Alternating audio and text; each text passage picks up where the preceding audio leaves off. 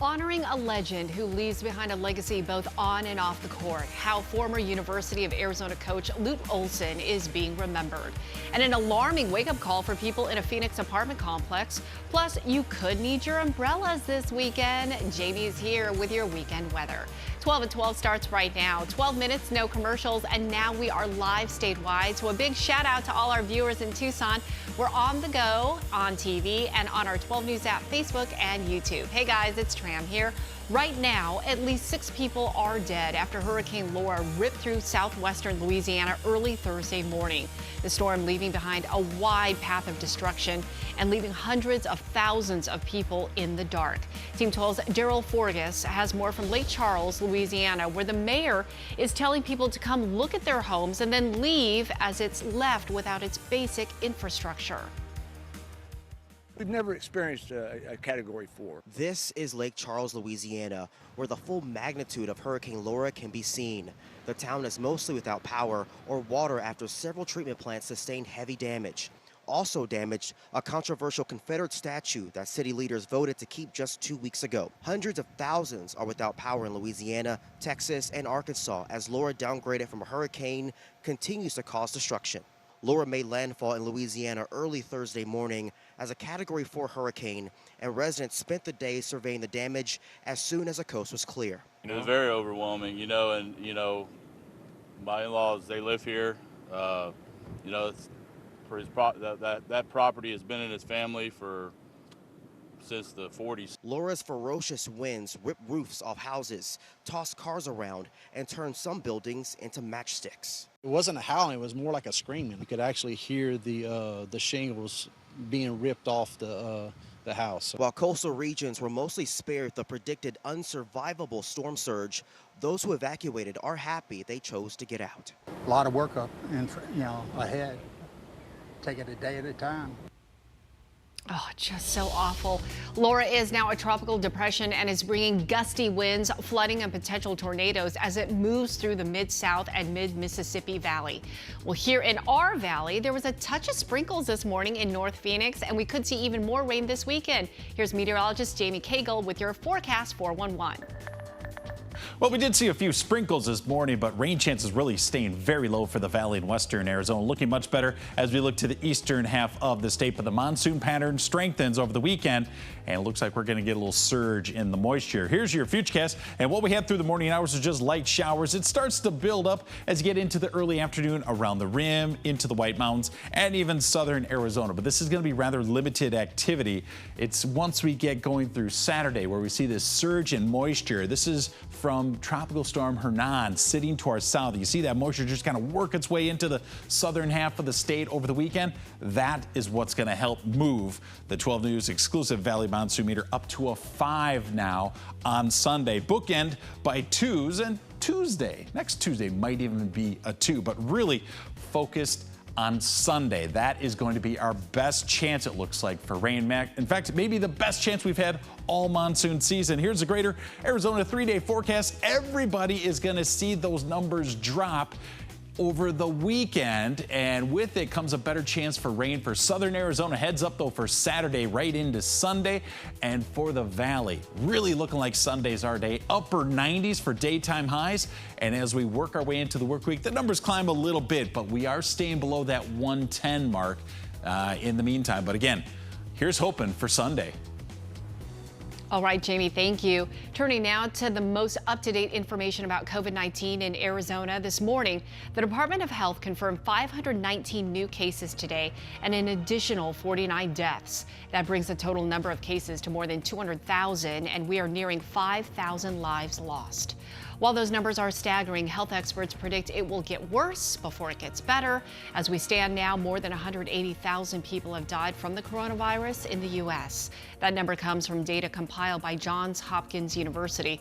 By September 19th, the CDC believes more than 200,000 people will have died from COVID complications. With new information coming out almost by the minute, we know it's tough to keep up, so you can find the latest details about the coronavirus and how it's affecting Arizona on our 12 News app. A massive apartment fire in Phoenix forced about 100 people out of their homes early this morning. That fire keeping Phoenix fire crews busy mopping up hot spots for a good portion of the morning. Team 12's Trisha Hendricks has the latest from the scene.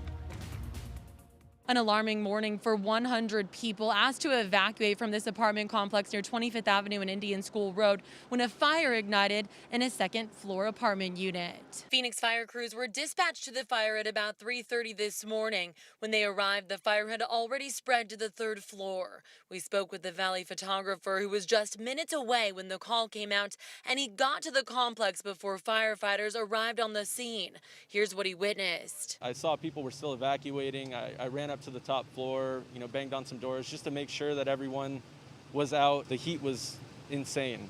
You could feel it right away. You could feel it from the bottom of the stairs. Phoenix fire crews were able to secure multiple water supplies, and they extended a number of hand lines to affected units for a search, rescue, and fire attack. But due to the amount of fire, smoke, and access problems, they had to switch to a defensive strategy. It took crews about 2 hours to finally get the fire under control. Crisis response teams and the Red Cross responded to help those impacted. Luckily, no injuries were reported. Phoenix fire investigators are still trying to determine just what caused this fire in the first place. In Phoenix, Trisha Hendricks, 12 News. Trisha, thank you. Right now, thousands of people are gathered in the nation's capital to commemorate the 1963 March on Washington, where Dr. Martin Luther King Jr. delivered his famous "I Have a Dream" speech. Now, this is a look at what happened where families of Black Americans shot or killed by police are speaking.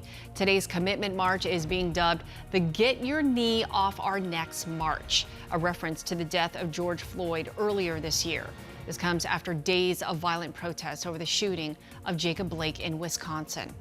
Basketball fans around the nation are remembering former University of Arizona coach Lute Olson. Olson passed away yesterday. He leaves behind a legacy both on and off the court. Team 12's Jen Wall is in Tucson. And Jen, we understand there's a memorial growing there for Coach Olson. A lot of emotion out here today at the University of Arizona as fans of the late coach Lute Olson have been coming out to remember him, pay their respects. You can even see highlights of his career out here on campus, including winning that championship game. So it's really a sad day for us, and I think for everybody in Tucson. He was a legend and an icon. Lute Olson was the official face of the Wildcat basketball program for 25 years. Even after he stopped coaching, he remained very connected. In his many storied years, anyone who has watched college basketball can likely recall Olson's unstoppable teams. He became an icon, coaching players like Steve Kerr, Mike Bibby, and Luke Walton. In Tucson, he made 23 consecutive NCAA tournament appearances, was voted Pac-10 Coach of the Year 7 times. His teams made 5 Final Four appearances, and who can forget his 1997 team, bringing home the NCAA championship win. Off the court, he was a dedicated husband to his wife, Bobby, and father of 5.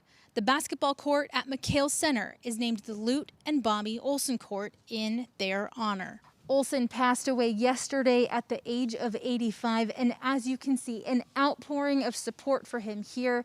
A community that loved watching him coach, now carrying on his legacy. We're in Tucson. Jen Wall, 12 News. Jen, thank you. Time to connect the dots, where we take a deeper dive into the headlines. The D-backs and Cardinals are the latest Arizona sports teams to join the movement by pro sports teams against social injustice. The D-backs canceled their game yesterday, and the Cards called off practice.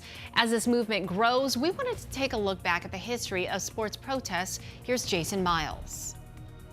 It may seem like 2020 is the year of unprecedented events, but there is at least one current headline that has a long history: prominent athletes protesting racial injustice. Let's connect the dots. This is not the first time athletes have used their positions to speak out on social issues. One of the most famous happened at the 1968 Olympic Games. That's when 2 American athletes, Tommy Smith and John Carlos, raised their fists as they stood on the winner's podium, silently protesting discrimination in the U.S. They paid a heavy price for that gesture. They were expelled from the Games by the Olympic Committee and harshly criticized here at home.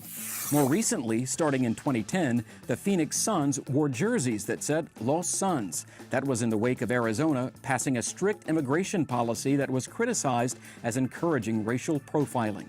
And just to make sure no one could misinterpret the move, when the team announced the jersey switch, they released a statement slamming the law. Boycotts aren't new either. Two of the world's most famous tennis players, Serena and Venus Williams, boycotted one tennis tournament for 14 years. It was sparked in 2001 when, during a contentious match at the Indian Wells tournament, Serena was booed by a predominantly white crowd, and there were accusations of racial slurs. She announced she was returning to the prestigious California tournament in 2015 in the spirit of forgiveness. Connecting the dots, I'm Jason Miles. Hashtag most clicked. Here are the stories piquing everyone's interest right now. Katy Perry and Orlando Bloom have welcomed their little bundle of joy, Daisy Dove Bloom. I love that name. They announced the birth of their daughter via UNICEF, where both Perry and Bloom are Goodwill ambassadors. It's a couple's first child together. Look at how precious. The couple created a UNICEF donation page in Daisy Dove's honor. They want mothers and newborns around the world to have access to quality health care. Congrats to them. Hey, today is National Red Wine Day. Cheers! Not to be confused, though, with National Drink Wine Day. That's in February, in case you're wondering. Red Wine Day started back in 2014, and there are a lot of ways to celebrate. A Cabernet Sauvignon is the most popular wine in the U.S. Next in popularity is Merlot. You can find it throughout the world in both warm and cool climates. And if you can't make up your mind, well, you know, there are plenty of great blends out there. Time now for the look ahead at the stories you'll be talking about today on First at 4. Online learning can be hard for all students, but it's even more difficult for children with disabilities. We'll show you how one Arizona school is taking on the challenge in an unprecedented way. Plus, a father of Shock Rock is using art to provide kids in the Valley purpose and self-worth. A look inside Alice Cooper's Music Center for Teens today on First at 4. And that's your 12 at 12, the facts on everything you need to know in just 12 minutes. No commercials.